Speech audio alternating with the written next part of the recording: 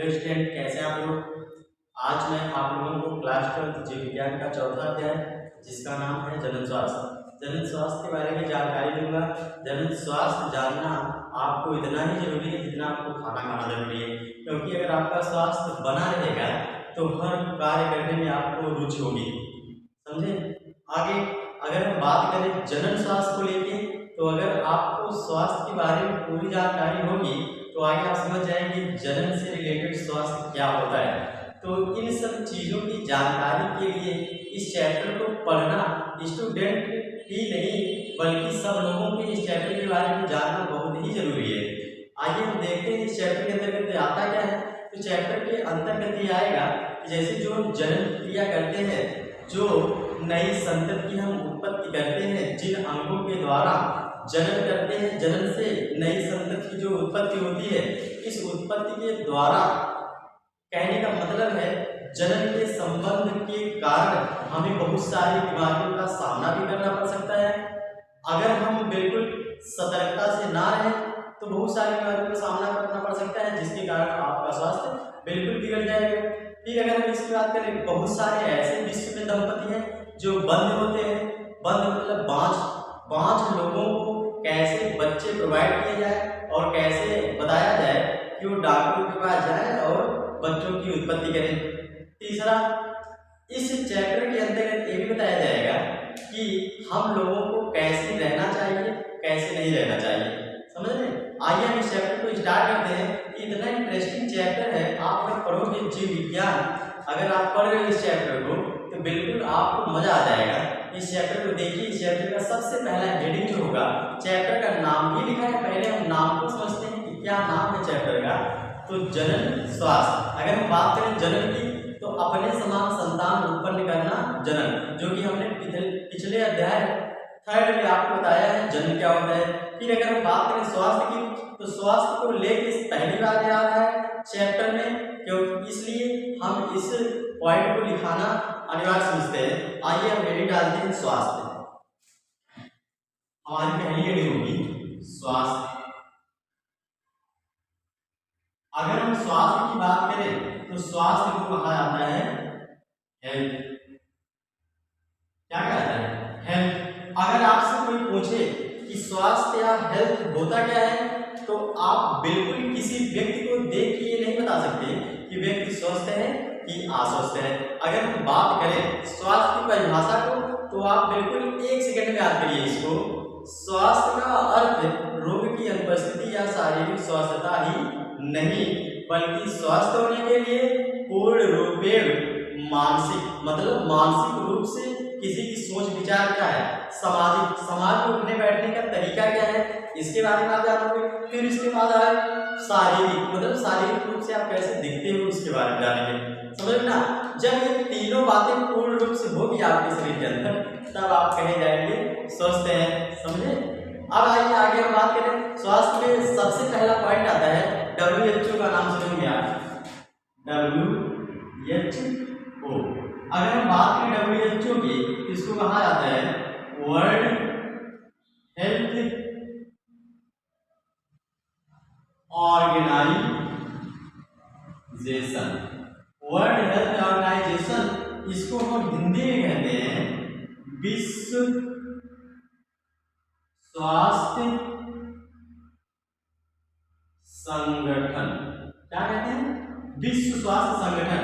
अगर आएंगे हम WHO के पास, तो WHO अगर देखा जाए तो WHO का मुख्यालय, क्या मुख्यालय, ये क्वेश्चन कहीं भी किसी भी एग्जाम में आ सकता है। WHO का मुख्यालय कहाँ है? Switzerland, Geneva. कहाँ पे है? Switzerland, Geneva. और इस WHO की स्थापना कब हुई? तो अगर हम बात करें WHO की स्थापना की, इसकी बात करें WHO की स्थापना की बात करें तो 1948 में। अब देखिए, अगर हम बात कर रहे हैं विश्व स्वास्थ्य दिवस, कौन सा दिवस?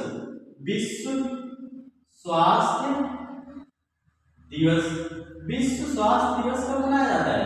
तो विश्व स्वास्थ्य दिवस जो है वो 7 अप्रैल को मनाया जाता है। कब मनाया जाता है? 7 अप्रैल को। ये जो बातें हैं ये आपको जानना बहुत जरूरी है, क्योंकि ये किसी भी एग्जाम में बातें आ सकती है, समझ रहे? अब हम इस चैप्टर के अंतर्गत दूसरी हेडिंग पढ़ते हैं, परिवार नियोजन। आइए हम समझते हैं परिवार नियोजन क्या है। अगर देखा जाए परिवार नियोजन, परिवार नियोजन हमने जो बोल दिया वो आपको समझ में नहीं आ रहा है।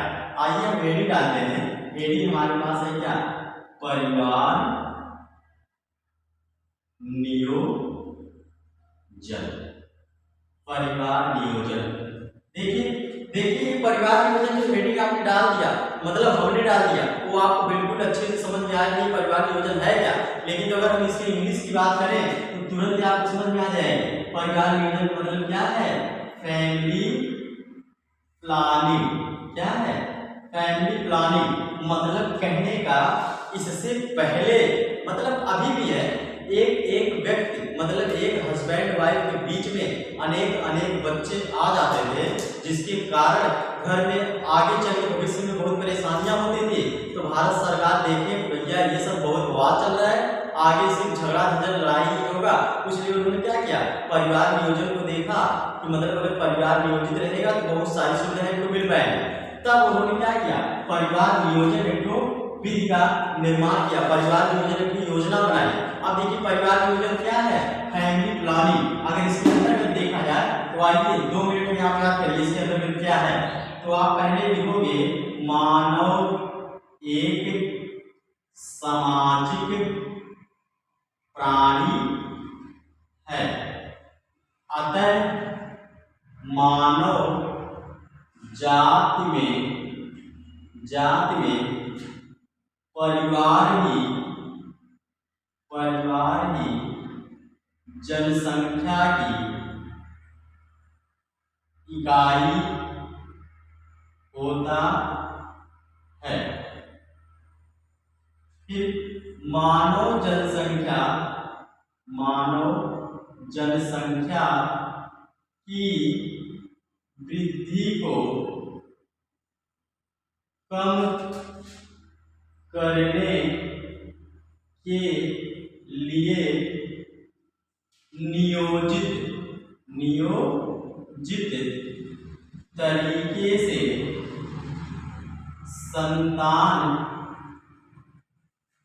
उत्पन्न की दर को कम करना ही परिवार नियोजन है। आप देखिए बिल्कुल समझ जाएंगे, तुरंत आपको समझ में आ जाएगा। मानव एक सामाजिक प्राणी है। सबसे पहले लिखा है मानव एक सामाजिक प्राणी। कैसा प्राणी? सामाजिक प्राणी, क्योंकि मानव समाज में रहता है, एक दूसरे से उसका लगाव होता है, मोह ममता होता है, और इसलिए माना जाता है कि समाज में जब मोह ममता है तो सामाजिक प्राणी हो गया समाज में। दूसरी बात, अतः मानव जाति में परिवार में क्या होती है? जनसंख्या की इकाई। अगर देखा जाए जो भारत की आबादी इतनी बड़ी है, जनसंख्या इतनी बड़ी है, एक परिवार को जोड़ के इतनी बड़ी जनसंख्या खड़ी हुई है, तो इसलिए लिखा गया अतः मानव जाति में परिवार की जनसंख्या की इकाई होता है। फिर बात करें मानव जनसंख्या की वृद्धि को क्या करना? कम करना। सबसे मोस्ट पॉइंट, जनसंख्या की वृद्धि को क्या कर देना? कम कर देना भी कहलाता है क्या? जनसंख्या की वृद्धि को कम करने के लिए कैसा तरीका? नियोजित तरीका। मतलब बहुत सारे ऐसे तरीके अपनाए गए हैं जिससे क्या किया जाए? जनसंख्या को कंट्रोल किया जाए, 1 से 2 बच्चा पैदा किया जाए। अब देखिए क्या है? नियोजित तरीके से संतान उत्पत्ति की दर को कम करना ही परिवार नियोजन है। फिर आगे लिखेंगे भारत सरकार द्वारा, लीजिए, सन 1951 में एक नारा दिया गया। लीजिए, भारत सरकार ने क्या किया? जब इतनी भारी संख्या में लोग बढ़ रहे थे, हजार मतलब 1 दर्जन बच्चे पैदा कर रहे थे, तब उन्होंने क्या किया? उन्होंने कहा कि काम करो, एक तो नारा लगाओ। क्या लगाओ? नारा। और नारा कब लगाया गया? 1951 में। और नारा कौन सा लगाया गया? हम हमारे दो, ये नारा लगाया गया। देखिए भैया परिवार नियोजन हमने बना दिया है, आप इसको फॉलो करिए। हम दो हमारे दो को उन्होंने नारा लगवा दिया और नारा लगवा के चलते बने। इसको इंग्लिश में कहा जाता है वी टू आवर टू, मतलब हम दो हमारे दो। अब देखिए ये परिवार नियोजन है जो आपके सिलेबस में 2 नंबर का पूछा जाता है। ये मस्ट आप याद कर लीजिए, बिल्कुल तुरंत याद कर लीजिए। मानव एक सामाजिक प्राणी है, अतः मानव जात में परिवार क्या है, जनसंख्या की इकाई होता है। मानव जनसंख्या की वृद्धि को क्या करना, कम करना, वो भी किस तरीके, नियोजित तरीके से संतान उत्पत्ति दर को कम करना ही परिवार नियोजन कहलाता है। परिवार नियोजन को भारत सरकार ने एक नारा दिया, इसके अंतर्गत हम दो हमारे दो को अभी कब दिया, 1951 में। अब देखिए आइए अगर हम बात करें तो परिवार नियोजन की क्या आवश्यकता थी, क्यों परिवार नियोजन फैमिली प्लानिंग क्यों बनाई। तो आइए हम अगली मीटिंग पढ़ते हैं परिवार नियोजन की आवश्यकता। तो ये हमारी होगी परिवार नियोजन की आवश्यकता। परिवार नियोजन की क्या आवश्यकता है, क्यों फैमिली प्लानिंग बनाई गई, क्योंकि परिवार नियोजन बहुत सारी आवश्यकताएं हैं। सबसे पहली आवश्यकता छोटा परिवार, सुखी परिवार। अब देखिए परिवार में क्या आवश्यकता होगी, छोटा परिवार सुखी परिवार। कैसे, क्योंकि अगर कम लोग रहेंगे, मान लीजिए किसी के पास 10 बच्चे हैं, तो ना उसको अच्छे स्कूल में पढ़ा पाएगा, ना तो उसे अच्छे से खिला पाएगा, ना उसका अच्छे से कपड़ा लत्ता कुछ भी नहीं हो पाएगा। लेकिन अगर 2 ही बच्चे हमारे पास हैं तो हम उसको अच्छे स्कूल में पढ़ा सकेंगे, अच्छा से अच्छा खिला सकेंगे, अच्छा से अच्छा घर दे सकेंगे। समझ रहे नहीं, तो ये सब क्या है, छोटा परिवार सुखी परिवार। अब दूसरी बात आती है पालन पोषण का प्रभाव। अगर हम बात करें पालन पोषण का प्रभाव, अगर कम बच्चे हैं तो आप उनका लालन पालन अच्छा करोगे, उसको संस्कार अच्छा सिखाओगे, समझे। अगर ज्यादा बच्चे हो गए, जैसे मान लो एक बच्चा है, दूसरा आ गया, तब तक एक वाले का ध्यान छूट जाता है, चाहे चोरी करे, चाहे लहसुन प्याज धनिया मिर्चा जो मन करे चुरा रहा है, कोई मतलब नहीं, समझ रहे ना। अब देखिए इस बात हमारे पास परिवार नियोजन, ये एकदम माता जी वाले दिन परेशान करके रख दिए हैं। आइए हम देखते हैं, अपने सिलेबस में चलते हैं। परिवार नियोजन की बात भारत सरकार ने क्या किया, परिवार नियोजन को इतना कर दिया, हम दो हमारे दो का नारा लगाएंगे, अपने घर की ओर चल दिए। लेकिन तो कुछ लोग ऐसे रह गए बेचारे जो ये चाहते थे कि देखिए हम बच्चा पैदा नहीं करना चाहते हैं, लेकिन फिर भी उनको कुछ पता नहीं था कि कैसे बच्चे की नियंत्रण को रोका जाए, कैसे बच्चों को कम किया जाए। इंटर कोर्स करना तो छोड़ेंगे नहीं, समझ रहे नहीं। जब इंटर कोर्स करना छोड़ेंगे नहीं तो सबको बातें पता नहीं होती है कि क्या हो सकता है क्या नहीं हो सकता है। तब उसके लिए हम लोग आते हैं और जगह जगह पे कैंप लगाते हैं और कैंप बताते हैं भैया सुनिए जरा, हाँ भैया आते हैं तो इस तरह से परिवार नियोजन को आप जरा सीमित रखिए। तब उसके क्या क्या किया जाए कि रुक जाएगा ये सब सिस्टम। तब हम बिल्कुल विधिवत रूप से बताते हैं, जैसे स्टूडेंट के लिए वैसे अन्य आदमी के लिए जो पढ़ते नहीं बेचारे जिनको पता नहीं होता है, बिल्कुल आपको बिल्कुल समझ में आ जाएगा। तो हमारे पास अगली हेडिंग है कौन सी, आइए देखा जाए, मेथड्स ऑफ बर्थ कंट्रोल।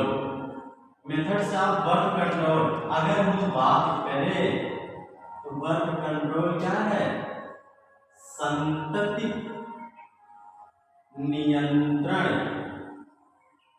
विधि, इसको आप कहोगे कैसे विधि, संतति नियंत्रण विधि।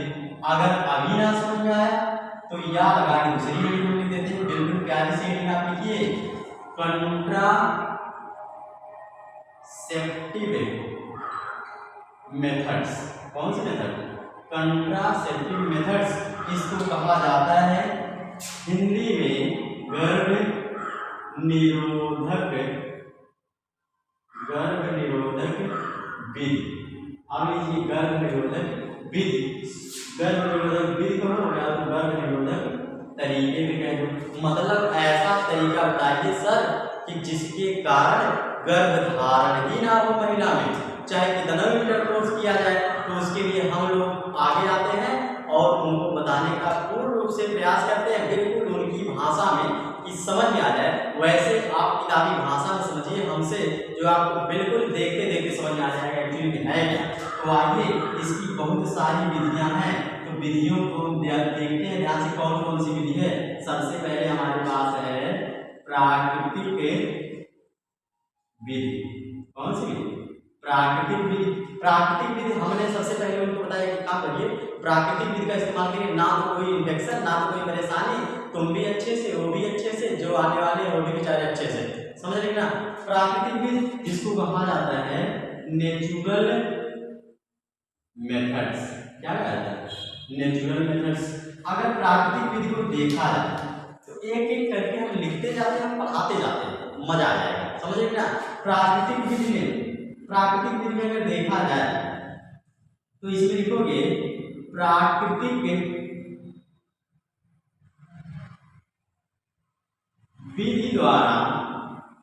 विधि द्वारा शुक्राणु और अंडाणु को संपर्क में आने से रोक दिया जाता है, जिससे निषेचन की क्रिया अवरुद्ध हो जाती है। अब देखिए, प्राकृतिक विधि हमने बता दिया। देखिए, प्राकृतिक आप नेचुरल काम कीजिए, कोई समस्या ही नहीं होगी, ना तो किसी दवाई का उपयोग करना पड़ेगा और ना तो प्रेगनेंसी होगी, ना तो कोई समस्या, आपके पास कोई समस्या ही नहीं होगी, कोई किसी प्रकार का इन्फेक्शन ना होगा। अब देखिए क्या है, प्राकृतिक विधि द्वारा शुक्राणु को लिखोगे, शुक्राणु को अंडाणु के पास, अंडाणु के संपर्क में आने से रोक दिया जाता है। ठीक है, प्राकृतिक विधि द्वारा शुक्राणु को अंडाणु के संपर्क में आने से रोक दिया जाता है, जिससे निषेचन की क्रिया क्या हो जाती है? अवरुद्ध हो जाती है। देखो, जैसे यहाँ एक महिला है और यहाँ पुरुष है, दोनों लोग तो काम कर रहे हैं, समझ रहे ना। लेकिन प्राकृतिक तरीका क्या होता है? कोई उसी में ऐसा काम कर दिया जाए जिससे शुक्राणु में अंडाणु तक ना पहुंच पाए और हमें कोई समस्या का सामना ना करना पड़े, समझे। अब देखिए, तो इसमें 3 बातें लिखी। कितनी बातें? 3 बातें। अगर हम बात करें 3 बातों को देखा जाए तो देखिए, नंबर 1 सबसे पहली बात है क्या? आवर्ती विधि। कैसी विधि? आवर्ती विधि, जिसको कहा जाता है पीरियोडिक अबस्टिनेंस या तो पीरियोडिक मेथड्स भी कह दिया जाता है। ये अब देखिए, पीरियोडिक मेथड्स या अबस्टिनेंस की अगर हम बात करें तो इसमें क्या होता है, इतना आप पॉइंट मेरा ध्यान से देखिए। पीरियोडिक शब्द को हमने कहाँ कर दिया? गोले में बंद कर दिया। अगर पीरियोडिक शब्द को देखा जाए तो पीरियड से निकल के आता है, तो ये कब पीरियोडिक आवर्ती विधि का मतलब क्या होता है? जैसे यह विधि किसके लिए?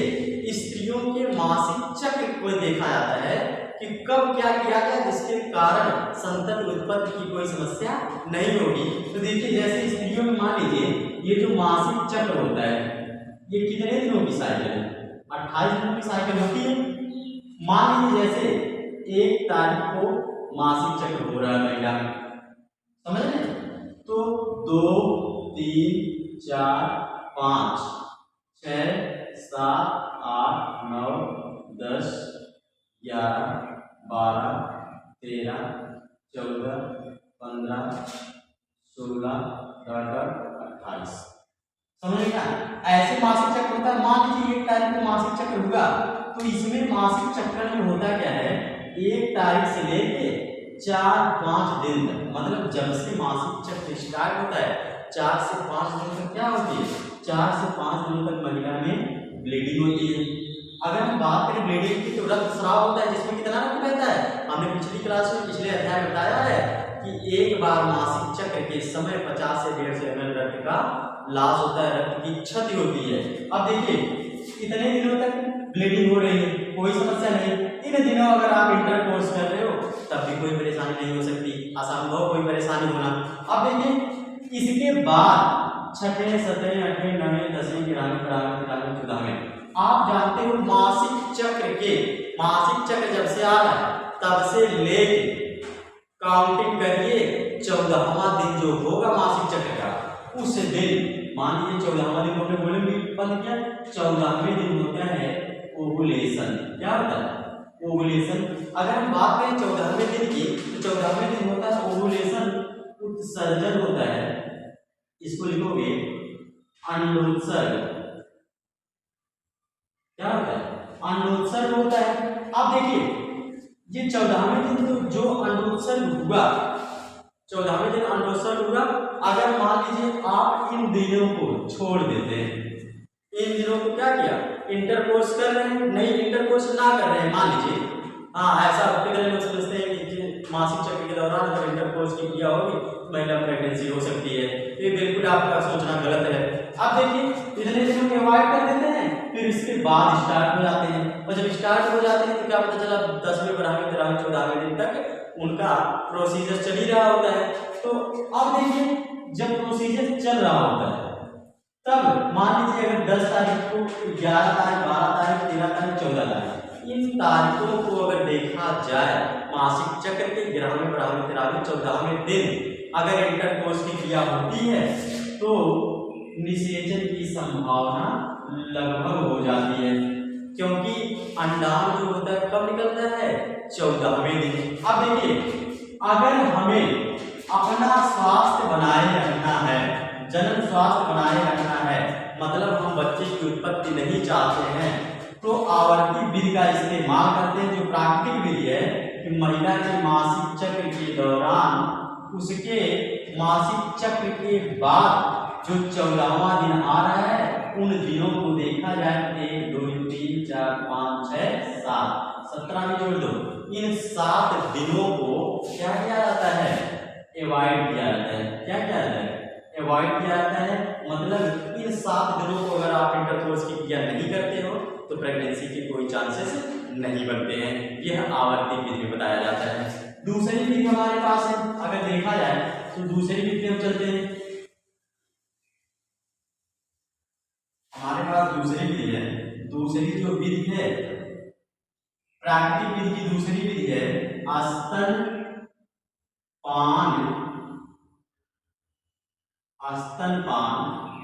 अनार्तव। स्तनपान अनार्तव को कहा जाता है लैक्टेशनल एमिनोरिया। लैक्टेशनल एमिनोरिया मतलब होता है स्तनपान अनार्तव। इसमें होता है यह जो है यह इस तथ्य पर आधारित, इसको आप लिखोगे यह विधि इस तथ्य पर आधारित है। किस तथ्य पर आधारित है? स्तनपान को अगर देखा जाए तो जब महिला बच्चे को क्या दूध पिलाती है, क्या पिलाती है दूध पिलाती है, तो लगभग देखा जाए तो लगभग 6 माह तक, कहने का मतलब है जब महिला में प्रसव हो जाता है, प्रसव की क्रिया जब हो जाती है तो उसकी 6 माह तक महिला में मासिक चक्र 6 माह तक इसमें महिला में मासिक चक्र नहीं होता है। अब नहीं होता है। अब देखो जब महिला में प्रेगनेंसी की क्रिया हो जाए, मतलब प्रसव हो जाए, जब बच्चे का निकास हो जाए, तो उसके 6 महीने बाद तक महिला में मासिक चक्र नहीं होता है। और जब मासिक चक्र नहीं होगा तो क्या अंडाणु बनेगा? अंडाणु भी नहीं बनेगा। और जब अंडाणु बनेगा, जब अंडाणु भी ना बनेगा तो शुक्राणु कितने आओगे, कितने जाए, कुछ फर्क पड़ेगा? कुछ ना फर्क पड़ना है। इसलिए स्तनपान अनावतों के टाइम भी कैसा, ये बिल्कुल अच्छा टाइम होता है। किस चीज के लिए? इंटरकोर्स, संभोग, सेक्स की क्रिया के लिए, क्योंकि इस समय कोई अंडाणु आएगा नहीं और मिलेगा नहीं और महिला में प्रेगनेंसी होगी नहीं और आपका स्वास्थ्य जो है बिगड़ेगा नहीं। समझ रहे ना? अब देखिए तीसरा पॉइंट पे अगर हम चले तो तीसरा पॉइंट को देखा जाए। तीसरा पॉइंट है संभोग। क्या? संभोग व्यवधान। लीजिए, संभोग व्यवधान को कहा जाता है विदड्रावल। क्या कहता है? विदड्रावल, या तो इसको कहा जाता है क्वाइटस इंटररेप्टस। क्या कहता है? क्वाइटस इंटररेप्टस या संभोग व्यवधान। अब देखिए संभोग व्यवधान है क्या, कितना मस्त है संभोग व्यवधान। अब देखिए यह जो है ये संतति नियंत्रण की सबसे पुरानी विधि है। जब किताब काफी बनी ही नहीं थी तब भी लोग इसका प्रयोग कर रहे थे, इसलिए क्या है, संतति नियंत्रण की सबसे पुरानी विधि है। अब देखो इस विधि में होता क्या है, इस विधि में होता है ना, जब इसको सुन लीजिए, जब महिला और पुरुष आपस में संबंध के दौरान, संबंध जब महिला और पुरुष करते हैं तो उस समय जैसे ही पुरुष को पता चले कि यह सीमन रिलीज होने वाला है, मतलब सीमन पुरुष के अंदर से निकलने वाला है, उसी समय महिला की योनि से पुरुष अपना लिंग बाहर निकाले और सीमन को क्या कर दे, बाहर स्राव करवाए, तब जाके ना तो सीमन अंदर जाएगा और ना तो सीमन में रहने वाले कीड़े मकोड़े अंदर जाएंगे और ना ही निषेचन की क्रिया संपन्न होगी और ना ही बच्चों का निर्माण होगा। सबसे पुरानी विधि है भैया, समझे ना? समझ में आया? जब महिला पुरुष मिले और पुरुष को ये पता चले, महिला पुरुष जब संभोग करे, सेक्स की क्रिया कर रहे होते हैं, जैसे उनको पता चले अब आने वाला है सीमन, वैसे ही महिला के योनि से अपना लिंग पुरुष बाहर निकाले और सीमन का स्राव बाहर कराए, ना तो अंदर जाएगा सीमन और ना शुक्राणु जाएगा, ना अंडाशय मिलेगा, ना तो निषेचन की क्रिया कभी होगी। तो ये सबसे पहला था प्राकृतिक विधि, इसलिए किसी भी प्रकार की कोई समस्या नहीं है। अब हम आएंगे दूसरी विधि पे जिसका नाम है IUDS। अगर हम बात करें IUDS तो दूसरी विधि कौन सी है? IUDS, इसको कहा जाता है इंट्रा यूटेरिन, फिर इसके बाद होता है डिवाइस, मतलब हिंदी में कह सकते हो अंतः गर्भाशयी यंत्र। अंतः गर्भाशयी यंत्र मतलब कहने का IUDS का मतलब क्या है? ऐसा यंत्र जो क्या किया जाए, अंतः गर्भाशयी मतलब गर्भाशय के अंदर छोड़ दिया जाए। ये महिलाओं के लिए स्पेशल है, गर्भाशय के अंदर छोड़ दिया जाए और जिसके कारण उनमें कभी भी प्रेगनेंसी के चांसेस नहीं बनेगा। ये देखिए क्या है, तो ये है जो इसको लिखते हैं, लिखो जरा इसको, ये है क्या? यह कुंडल नुमा छोटा यंत्र होता है, यंत्र होता है जो प्लास्टिक, तांबा तथा स्टील का बना होता है। इसका किसका बना होता है? बना होता है। लिखा है यह कुंडल में छोटा यंत्र होता है। कैसा होता है? छोटा यंत्र होता है जो किसका किसका, प्लास्टिक, तांबा, स्टील का बना होता है। महिलाओं में गर्भ धारण को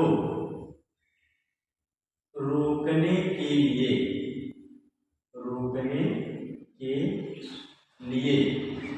इस यंत्र का उपयोग किया जाता है। किसका उपयोग किया जाता है? यंत्र का उपयोग किया जाता है। अब मस्त पॉइंट बिल्कुल ये आप याद रखिएगा, क्योंकि आपके 12th में ये क्वेश्चन बहुत बार पूछा गया है कि IUDS होता क्या है। तो हम यहाँ पे आपको जानकारी दे दें। IUDS छोटा कुंडलनुमा यंत्र होता है जो किसका प्लास्टिक का, तांबे का और स्टील का बना होता है। ये क्या होता है? तो ये महिलाओं में गर्भधारण को रोकने के लिए इसका क्या किया जाता है? उपयोग किया जाता है। अब देखिए इसके कितने प्रकार हैं? इसके 3 प्रकार हैं। कितने प्रकार हैं? 3 प्रकार। अगर 3 प्रकार को देखा जाए तो हम ऊपर लिख देते हैं, तब तक आप इसको देख लीजिए। अगर देखा जाए तो 3 प्रकार IUDS में कौन कौन से हैं? देखो यहाँ पे नंबर 1 औषधि रहित IUDS। औषधि रहित IUDS मतलब कहने का औषधि रहित IUDS को हम लिख सकते हैं non medicated IUDS। Non medicated IUDS मतलब ऐसा यंत्र बनाया जाए जिसमें किसी भी रसायन का उपयोग ना किया जाए। तो देखेंगे हम ऐसा यंत्र, इसमें लिखेंगे ऐसा यंत्र जो महिलाओं के गर्भाशय में छोड़ा जाता है, वो प्लास्टिक का बना हो, स्टील का बना हो, तांबा का बना हो, किसी भी चीज का बना हो, उसमें किसी भी रासायनिक औषधि का उपयोग नहीं किया जाता है। आपके पास यही क्या औषधि रहित यंत्र, आप लिखोगे औषधि रहित यंत्र ऐसा यंत्र जिसमें किसी भी रासायनिक का उपयोग नहीं किया जाता है। ये प्लास्टिक, स्टील, तांबे किसी भी चीज का बन सकता है इन तीनों में से। जैसे अगर इसके एग्जाम्पल की बात करें, एग्जाम्पल में है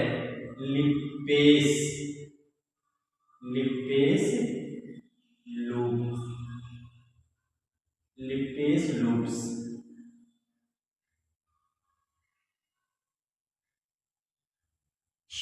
अब देखिए लिपेस लूप का मतलब होता है एक तरह से बांध। तो देखिए अगर हम लिपेस लूप की बात करें, औषधि रहित यंत्र की बात करें, तो ऐसी मादा का क्या होता है? जननांग होता है।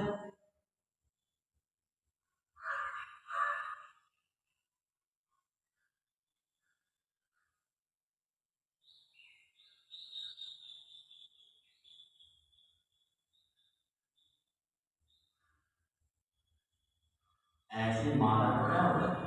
ये रहा मादा का एक तरह जननांग ऐसे बन गया। अब इस जननांग में हम औषधि रहित का उपयोग कैसा करते हैं? देखो IUDS को हमने लिखा था अंतःगर्भाशयी यंत्र। तो लिपेस लूप मतलब एक अलग से लूप बनाया जाता है, एक बांध की जैसी संरचना होती है जो हम ला के इस अंडवाहिनी में क्या करते हैं? अंडवाहिनी के किनारे छोड़ देते हैं। जब यहाँ से अंडाशय से अंडाणु निकलेगा तो इस बांध को पार करके यहाँ से नहीं जा पाएगा, या तो यहाँ से निकला तो इधर नहीं जा पाएगा। तो औषधि रहित यंत्र में हम किसका उपयोग कर देते हैं? लिपेस लूप का उपयोग कर देते हैं, जिससे सारी समस्याओं का समाधान हो जाता है। ये किसमें होता है? महिला के गर्भाशय में। दूसरी अगर यूनिट की बात करें हम IUDS में, दूसरी यूनिट कौन सी है? दूसरी यूनिट की अगर हम बात करें तांबा मोचक यंत्र। कैसा यंत्र? तांबा मोचक यंत्र, या तो इसको कहा जाता है कॉपर रिलीजिंग IUDS, तांबा मोचक यंत्र। अगर कॉपर रिलीजिंग IUDS की हम बात करें तो तांबा मोचक जो है ये भी किसका? तांबे का बना हुआ होता है। तांबे की बने हुए T आकृति का यंत्र होता है। किस आकृति का? T आकृति का यंत्र होता है, जो महिला के गर्भाशय में इसके द्वारा चिकित्सक द्वारा रोपित करवा दिया जाता है, जिसके कारण ये कॉपर का बना हुआ जो है, तांबे का जो बना हुआ यंत्र है, वो गर्भाशय में किसका रासायनिक पदार्थ का स्राव करेगा, जिसके कारण शुक्राणु की क्या हो जाएगी, क्षति हो जाएगी और शुक्राणु आगे की ओर मूव नहीं कर पाएंगे और अंडाणु तक वो पहुंच नहीं पाएंगे। कहने का मतलब है शुक्राणु बेचारे निष्क्रिय हो जाएंगे, कॉपर रिलीज होगा। ये जो कॉपर टी है, ये जो लिखा है तांबा मोचक, इसका एग्जाम्पल होता है copper T, copper 7 multi load 375। अब देखिए ये जो कॉपर टी है वो बिल्कुल टी के आकृति का यंत्र होता है, जो महिला के गर्भाशय में रोपित कर दिया जाता है। जब महिला गर्भाशय में इसको रोपित कर दिया जाता है तो ये जो कॉपर टी वो कॉपर आयन का रिलीज करता है, जिसके कारण शुक्राणु बेचारे कैसे हो जाते हैं, निष्क्रिय हो जाते हैं और अंडाणु तक पहुंच नहीं पाते। जब अंडाणु तक पहुंच नहीं पाएंगे, शुक्राणु मिलेंगे नहीं, तो आगे नए संतति की कोई उत्पत्ति होगी ही नहीं। अब भाई तीसरा हमारे पास हेडिंग क्या, तीसरी हमारे पास हेडिंग है, अगर देखा जाए IUPAC में, तो तीसरी हेडिंग जो हमारे पास है वो है हार्मोन मोचक। कौन सा मोचक, हार्मोन मोचक यंत्र, हार्मोन मोचक यंत्र। आप इसको लिख सकते हो हार्मोन रिलीजिंग,